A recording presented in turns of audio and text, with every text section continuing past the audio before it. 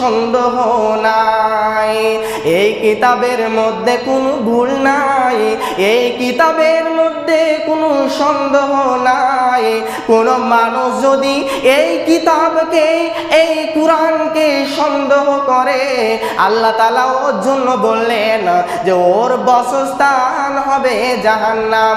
যে ব্যক্তি আমার এই কুরআন নিয়ে গবেষণা করবে, যে ব্যক্তি গবেষণা করবে শুধুমাত্র ভুল ধরার জন্য। আলহামদুলিল্লাহ নাহমাদুহু ওয়া নাস্তাঈনুহু ওয়া নাস্তাগফিরুহু ওয়া নাউযু বিল্লাহি মিন শুরুরি আনফুসিনা ওয়া মিন সাইয়্যাতি আ'মালিনা। من يهدي الله فلا مضل له ونشهد أن لا إله إلا الله وحده لا شريك له وأشهد أن محمدا عبده ورسوله. أما بعد، الذي أرسله بالحق بصيرا ونذيرا وداعيا إلى الله بإذنه وسراجا منيرا. أما بعد، فقد قال الله تبارك وتعالى في كلامه المجيد وفرقانه الحميد.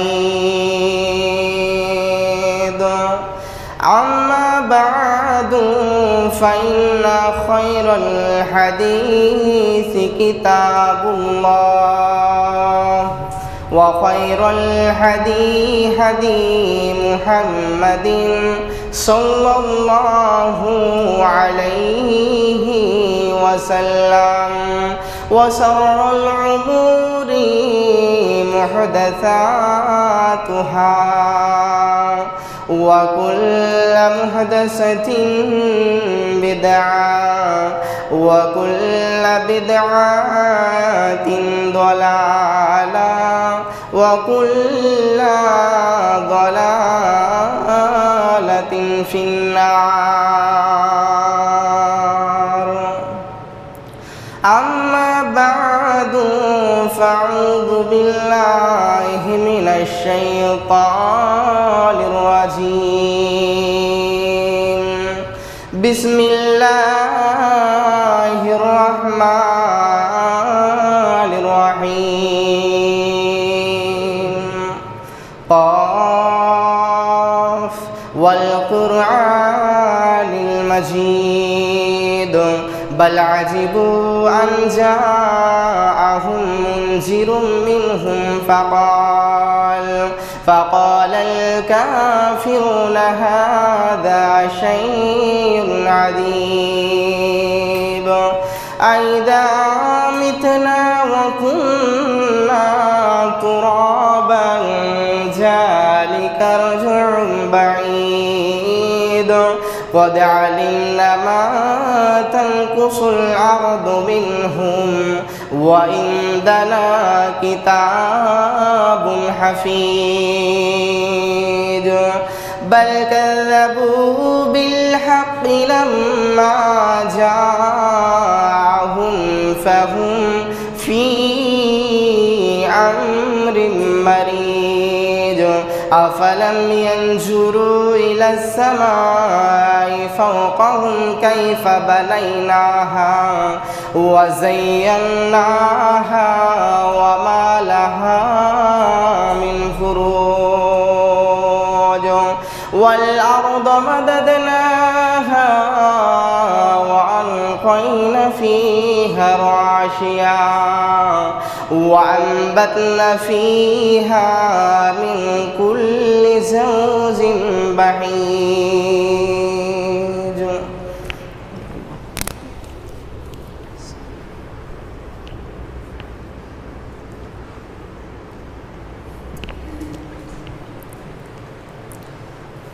نحمده ونصلي على رسوله الكريم أما بعد فأعوذ بالله من الشيطان الرجيم بسم الله الرحمن الرحيم ألف لام ميم ذلك الكتاب لا ريب فيه هدى للمتقين بسم الله الرحمن الرحيم قد أفلح المؤمنون الذين هم في صلاتهم خاشعون بسم الله الرحمن الرحيم أولئك على هدى من ربهم وأولئك هم المفلحون আয়াত মরণ পাখি যেদিন এসে করবে ডাকাডাকি থেমে যাবে জীবন আমার বন্ধ হবে আখি মরণ পাখি যেদিন এসে করবে ডাকাডাকি থেমে যাবে জীবন আমার বন্ধ হবে আখি ওরে মন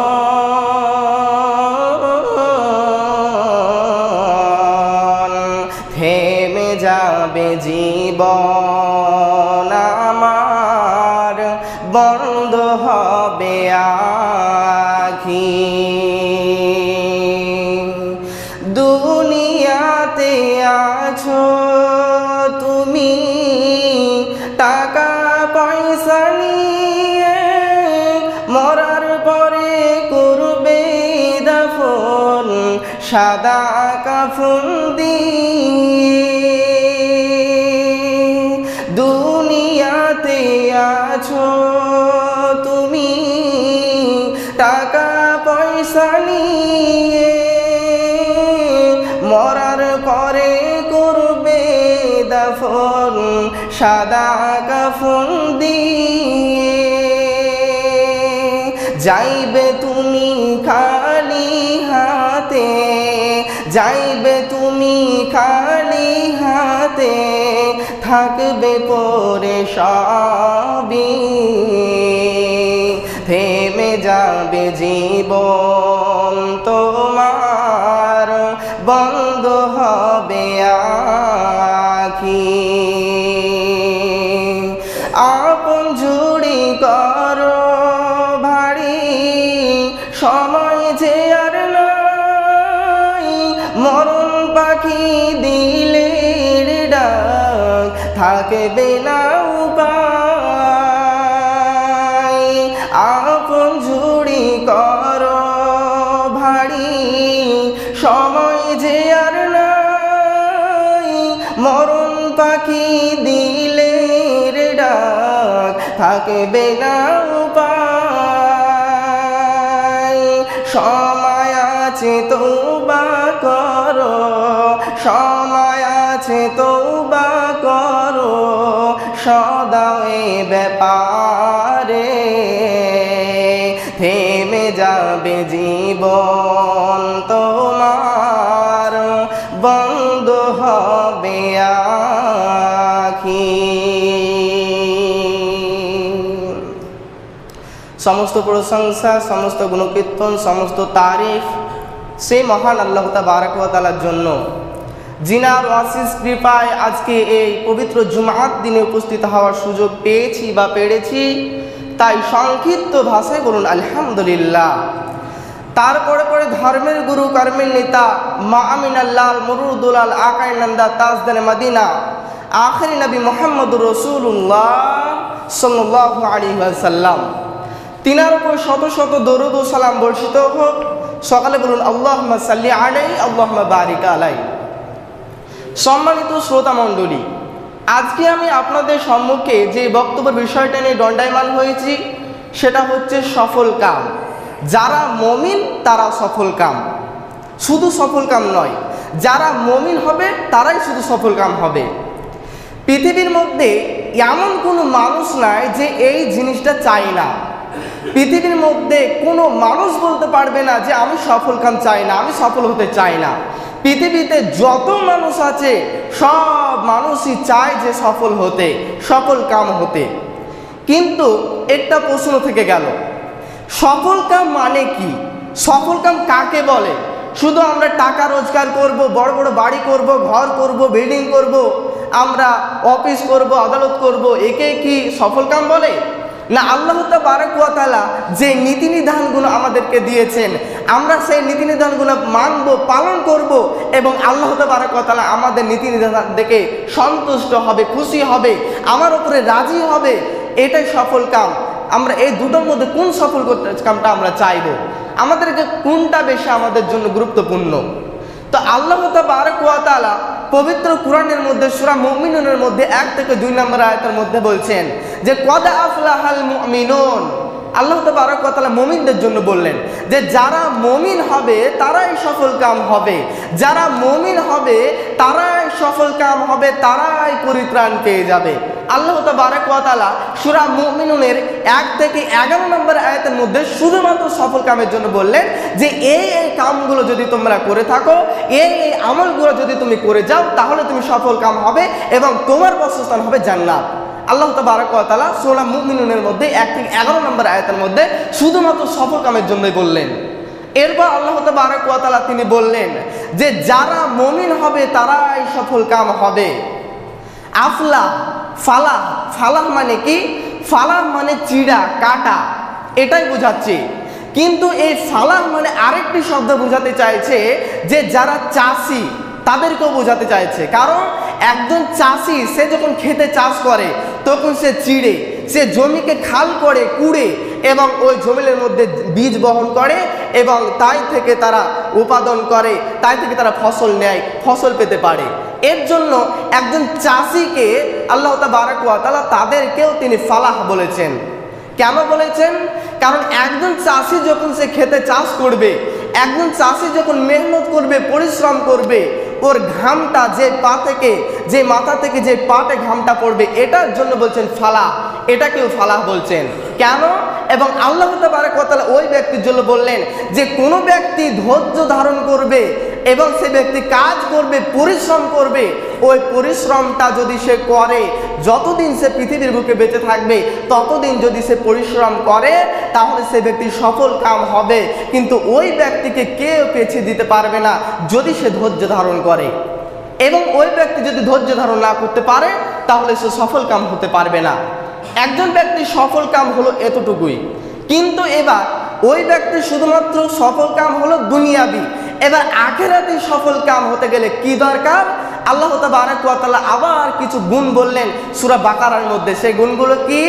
আল্লাহ তাবারক ওয়া তাআলা বললেন বিসমিল্লাহির রহমানির রহিম, আলিফ লাম মিম, আলিফ লাম রা, ইয়াসিন হামিম কফ নুন।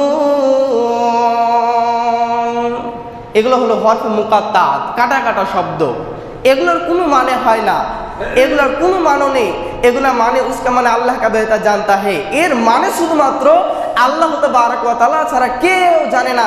এমনকি বিশ্বনবী সাল্লাল্লাহু আলাইহি ওয়াসাল্লাম তিনি নিজেও এই মানের জন্য অবগত নেই। বিশ্বনবী সাল্লাল্লাহু আলাইহি ওয়াসাল্লামকে যখন বলা হলো ইয়া রাসূলুল্লাহ এর মানে কি আপনি কি জানেন? তখন বিশ্বনবী সাল্লাল্লাহু আলাইহি ওয়াসাল্লাম বললেন যে এর মানে শুধুমাত্র আল্লাহ জানে, কিন্তু আমি এতটুকু জানি, আমার এতটুকু আমার জানার আছে যে এইটা কোনো শব্দ নয়, কিন্তু এটা আলিফ একটা শব্দ, লাম একটা শব্দ এবং মিম একটা শব্দ। যেমন একটা আছে নুন, নুন ওয়াল কলামি ওয়া মা ইয়াসতুরুন, এটাও একটা শব্দ, নুন একটা শব্দ।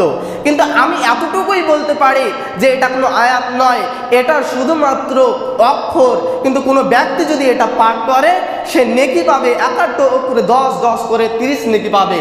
এই কথা বিশ্বনবী সাল্লাল্লাহু আলাইহি ওয়াসাল্লাম বললেন। কিন্তু এমনও কোনো মুনাফিক জালেম আছে এই পৃথিবীর বুকে, তাদেরকে যখন বলানো হয় যে এই আয়াতের কোনো মানে নেই, আলিফ লাম মিম এর কোনো মানে নেই, এর মানে শুধুমাত্র আল্লাহ তাবারক ওয়া তাআলা নিজেই শুরু অবগত, যখন তাদেরকে যখন এই কথা বলা হয় তখন ওই ফেরাউন, ওই জালেম কাফের তারা বলতে থাকে যে এর মানে শুধুমাত্র আমাদের পীর বাবার কাছে আছে, আমাদের পীর বাবাই জানে, তাছাড়া কেউ জানে না। তাদের পীর বাবা সে কিভাবে থাকে, কি হালে থাকে, তাদের পীর বাবা নিজেই জানে না যে কোন হালে সে থাকে। আর তারা বলে যে আমাদের পীর বাবার কাছে এর মানেটা আছে, আলিফ লাম মিম মানে কি, নুন মানে কি, ইয়াসিন মানে কি, এই মানেগুলো আমাদের পীর বাবার কাছে অবগত আছে, শুধু সেই জানে, তাছাড়া কেউ পৃথিবীর বুকে জানে না। কিন্তু তাদের পীর বাবা কি করে, সে কি কাজ করে সে নিজেই জানে না, কখন তার গায়ের পোশাক খুলে পড়ে যায় সে নিজেই অবগত, সে নিজেই বুঝতে পারে না। আর তাদের কাছে বলে যে আমাদের পীর বাবার কাছে মানে আছে। কিন্তু আল্লাহ তাবারক ওয়া তাআলা বলছেন এর মানে শুধুমাত্র আমি অবগত, এর মানে আমি শুধুমাত্র জানি, পৃথিবীর বুকে কোনো মানুষকে দেয়নি, এমনকি নবী করিম সাল্লাল্লাহু আলাইহি ওয়াসাল্লামকে আমি তাও বলিনি।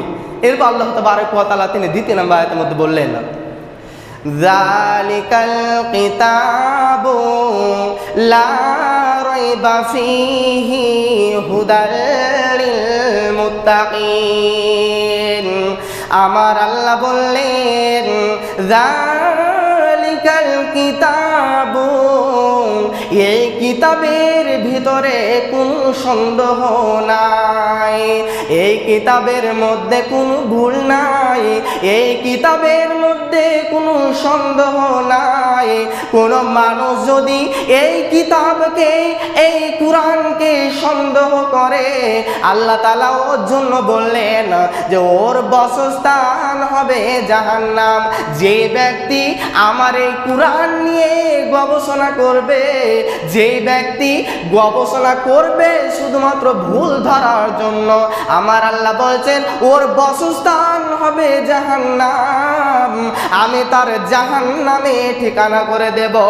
আমার কিতাব এমন কিতাব, আল্লাহ বললেন যালিকাল কিতাবু লা রাইবা ফীহি হুদাল লিল মুত্তাকিন।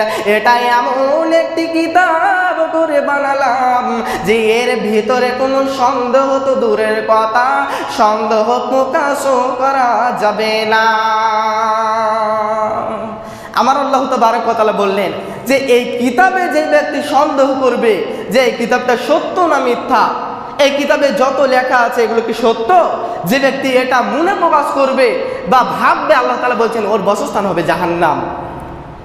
পৃথিবীতে এমন কোনো বই নেই, এমন কোনো লেখকের লেখা বই নেই যে বলতে পারবে না, চ্যালেঞ্জ করতে পারবে না যে আমার এই বইয়ে ভুল আছে, ভুল নেই, এই কথা কেউ প্রমাণ করতে পারবে না। পৃথিবীর বুকে যত লেখক আছে, পৃথিবীর বুকে যতই বৈজ্ঞানিক আছে, সে যতই গবেষণা করুক না কেন, পৃথিবীর বুকে যত কিতাব আছে সমস্ত কিতাবে ভুল আছে।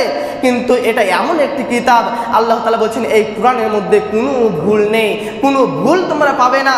তোমরা এমনকি যদি ভুলের যদি তোমরা আকর্ষণীয় করো, যদি তোমরা ভুল খুঁজতে যাও, তাহলে তুমি হবে জাহান্নামে, তোমার বাসস্থান হবে জাহান্নাম। এবার আল্লাহ তাবারক ওয়া তাআলা এবার হিদায়াতের জন্য বললেন, সফল কামের জন্য বললেন।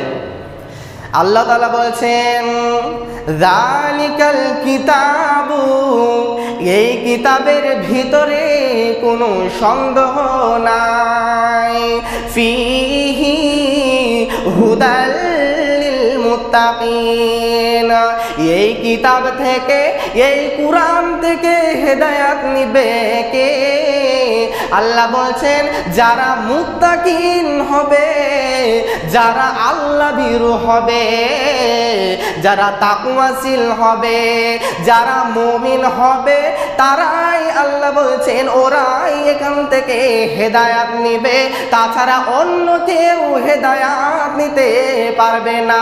আমার আয়াতকে মিথ্যা মনে করবে, আমার আয়াতকে ভুল মনে করবে, ওরা হেদায়েত পাবে না। হেদায়েত পাবে কে? হুদাল লিল মুত্তাকিন।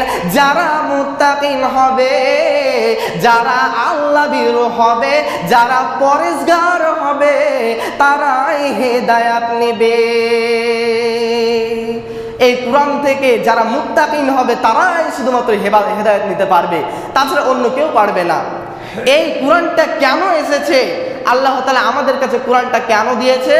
আল্লাহ তাবারক ওয়া তাআলা বলছেন এই কুরআনটা আমি তোমাদের জন্য দিয়েছি হেদায়েত করে, এবং তোমরা এই কুরআন তোমরা দেখবে, কুরআনটা তোমাদেরকে রাস্তা দেখাবে, পথ দেখাবে, এবং তোমরা এই কুরআন দেখে দেখে দেখে তোমরা জীবন গড়বে, তোমাদের বাসস্থান হবে জান্নাত। কিন্তু যদি তুমি কুরআনকে যদি না মানো, যদি কুরআন নিয়ে যদি তুমি বেশি বাড়াবাড়ি করো, তাহলে তোমার বাসস্থান হবে জাহান্নাম।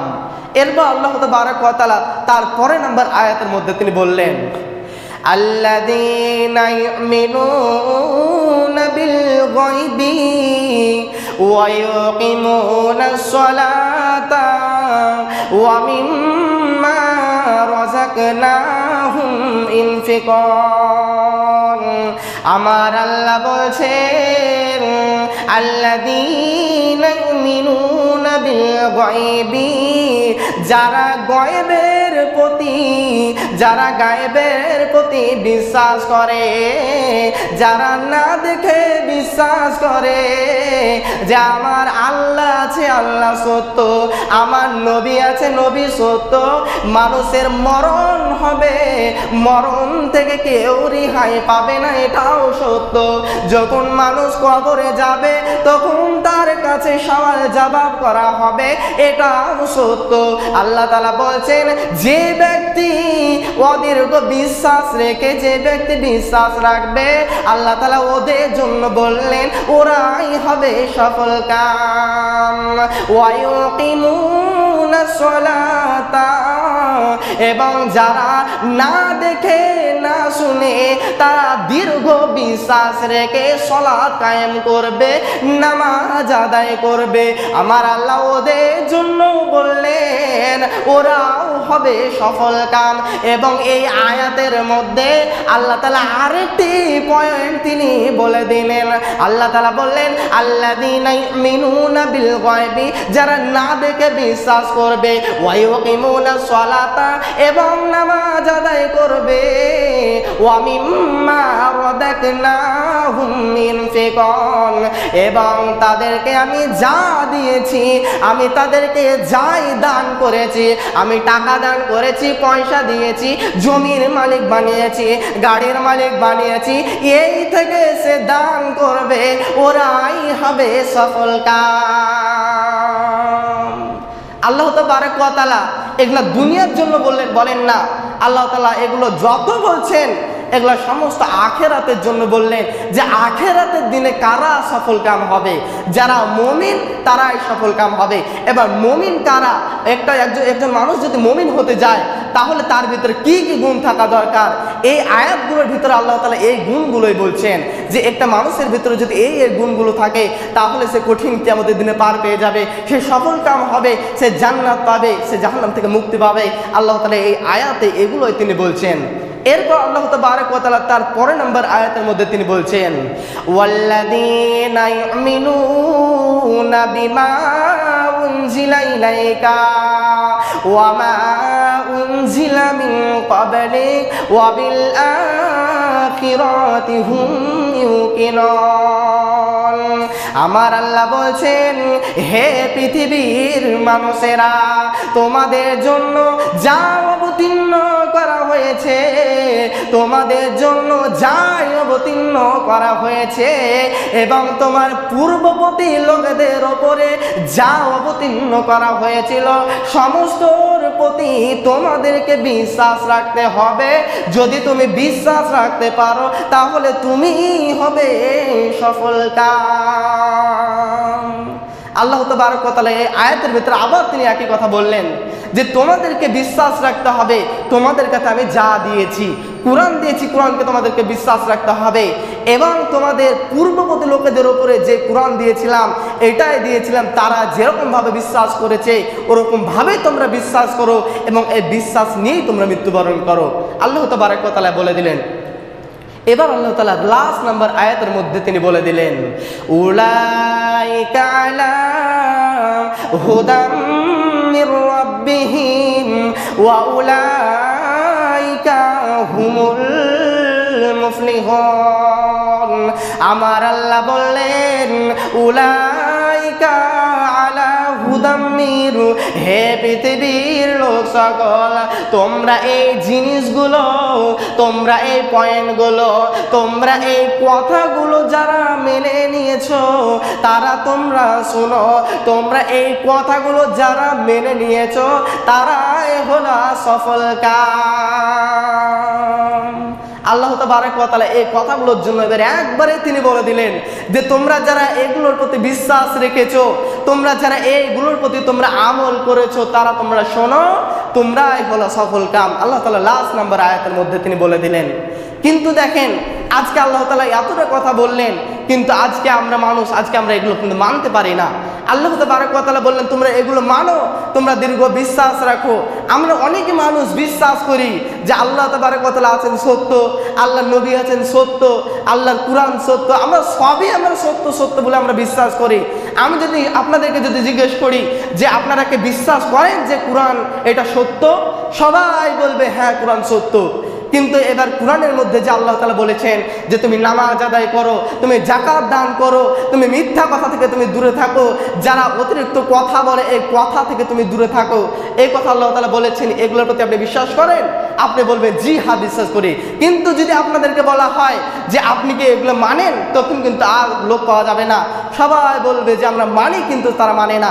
আল্লাহ তাবারক ওয়া তাআলা ওদের জন্য বললেন যারা শুনে কিন্তু শুনেও তারা শুনে না, যারা দেখে কিন্তু দেখেও দেখে না, তারা হলো চতুষ্পদ জন্তুর থেকে কঠিন, তার চাইতে তারা ফেরত। আল্লাহ তাবারক ওয়া তাআলা এই কথা বললেন।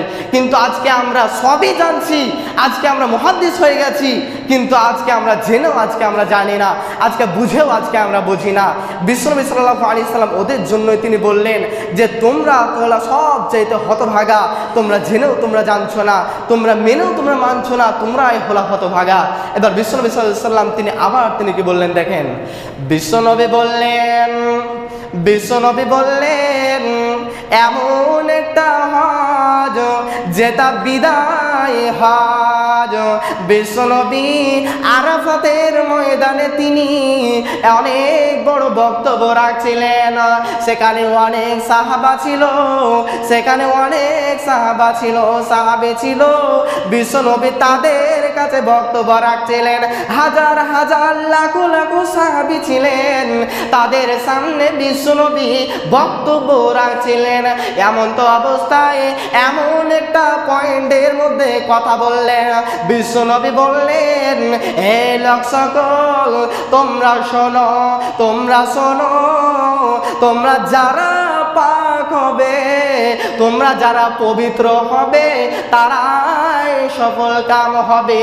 কিন্তু বিশ্বনবী পাক বলতে কাকে বোঝাতে চেয়েছে? পাক বলতে ওকে বোঝাতে চেয়েছে যে যারা হারাম খায় না, যারা হালাল খায়, হারাম থেকে দূরে থাকে, হারামকে তারা লাত মেরে ফেলে দেয়, তারাই হলো সফল কাম। এই কথা যখন বিশ্বনবী তাদেরকে বলছিলেন, ওরকম সময় হযরতে আব্বাস বিশ্বনবীর চাচা আব্বাসকে বলছে, বিশ্বনবীর চাচা তার নবীকে বলছে, ভাতিজাকে বলছে ইয়া রাসূলুল্লাহ হে নবী, হে আমার ভাতিজা, তুমি শোনো, আমি এতদিন বেঈমানির জগতে আমি ডুবেছিলাম, আমি হারামের আমি পুকুরে ডুবেছিলাম, আমি অনেক হারাম খেয়েছি, তুমি আমাকে তুমি মাফ করে দাও।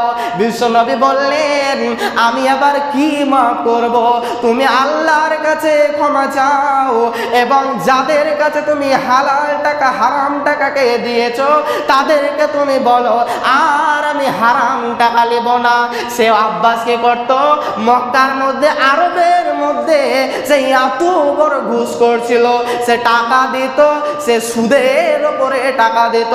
ওই আব্বাস বিশ্ব নবীকে যখন বললেন যে নবী তুমি এলান করে দাও যে যারা আমার কাছে সুদের উপরে টাকা নিয়েছে তাদেরকে আর টাকা লাগবে না, বিশ্ব নবী মক্কাতে, আরবে, মদিনার মধ্যে ঘোষণা করে বলে দিল, এ মদিনার লোক, এ মক্কার লোক, তোমরা শোনো, আমার চাচার কাছে যারা সুদের উপরে টাকা ধার নিয়েছো তাদেরকে আর টাকা লাগবে না, আমি সুদটাও মাফ করে দিলাম। এটা আমার চাচা আব্বাস বলেছে। তাহলে দেখেন, তাদেরকে একবার বলল যে যারা সুদের জগতে ডুবে থাকবে তারা কোনোদিন সফল কাম হতে পারবে না, তাদের বাসস্থান হবে জাহান্নাম। এই কথা যখন বললেন তখন আব্বাস ঈমান নিয়ে চলে এলো, কালেমা পড়ে নিল। তাহলে আব্বাসদের দিলটা কেমন ছিল আর আজকে আমাদের দিলটা কেমন? আজকে আমরা বুঝেও আজকে আমরা বুঝি না। পরিশেষে আমি আল্লাহর কাছে দোয়া করব, হে আল্লাহ, তুমি আমাদেরকে এই সব